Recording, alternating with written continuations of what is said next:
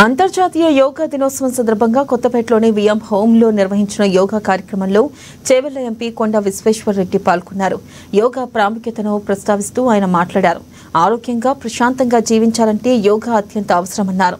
ఇది శరీరాన్ని గాక మనసుకు కూడా శాంతంగా ఉంచుతుందని పేర్కొన్నారు. ఈ కార్యక్రమంలో స్థానిక ప్రజలు, విద్యార్థులు, యోగా అభ్యాసకులు పెద్ద సంఖ్యలో పాల్గొన్నారు. ఇక యోగా గురువుల నేతృత్వంలో భ్రమరి ప్రాణాయామం, సూర్య నమస్కారాలు, ధ్యానం వంటి పలు ఆసనాలు అభ్యసించారు. యోగా కార్యక్రమాన్ని ప్రతిరోజు జీవితంలో భాగంగా చేసుకోవాలని యువతకు ఆయన పిలుపునిచ్చారు. ఈ కార్యక్రమంలో స్థానిక సరూర్ నగర్ కార్పొరేటర్ ఆకుల శ్రీవాణి, బీజేపీ నాయకులు తదితరులు పాల్గొన్నారు.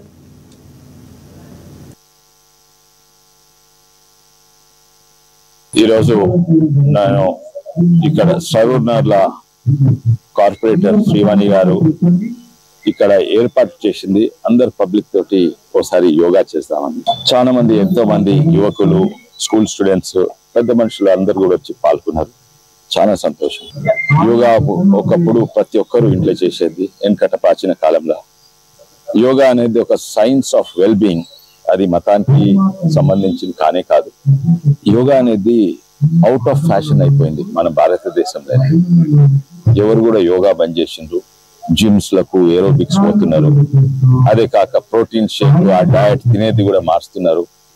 అందరు అనుకునేది వెల్నెస్, ఫిట్ అంటే కండలు ఉండాలి. అది కాదు. ఆరోగ్యం అనేది కేవలము కండలు పెంచుకునేది కాదు. అది ఫిట్నెస్ ఉండాలి. లంగ్స్, హార్ట్, ప్రతి ఆర్గన్ మంచిగా ఉండాలి. యోగా అనేది ప్రతి ఆర్గన్ మంచి చేస్తుంది. అదే కాక ఇది ఫ్లెక్సిబిలిటీ ఇంక్రీజ్ చేస్తుంది. ఇప్పుడు మోడర్న్ సైన్స్ లో కూడా fitness is equal to flexibility, fitness is not equal to muscles. కానీ ఇక్కడనేమో యోగా అనేది ఫ్యాషన్ లైన్స్ పోయింది. అందరు కూడా జిమ్స్ లకు పోయి ఇవి బాడీ బిల్డింగ్, థ్రెడ్ మిల్ ఇవన్నీ చేస్తున్నారు. యోగాకు ఏమీ అవసరం లేదు. కానీ ఇక్కడ అవుట్ ఆఫ్ వెస్టర్న్ కంట్రీస్ అలా అమెరికా, జర్మనీ, ఇంగ్లాండ్ లా అవి చాలా అందరు ధనవంతులు యోగా చేస్తారు. జిమ్లకు పోరు, వెయిట్ చేయరు. అక్కడ దాదాపు 700 యోగా మ్యాగజైన్స్ ఉన్నాయి, వేలాది యోగా సెంటర్స్ ఉన్నాయి. కానీ ఇక్కడ ఇంకా వేరే దేశాలైతే తెలియదు.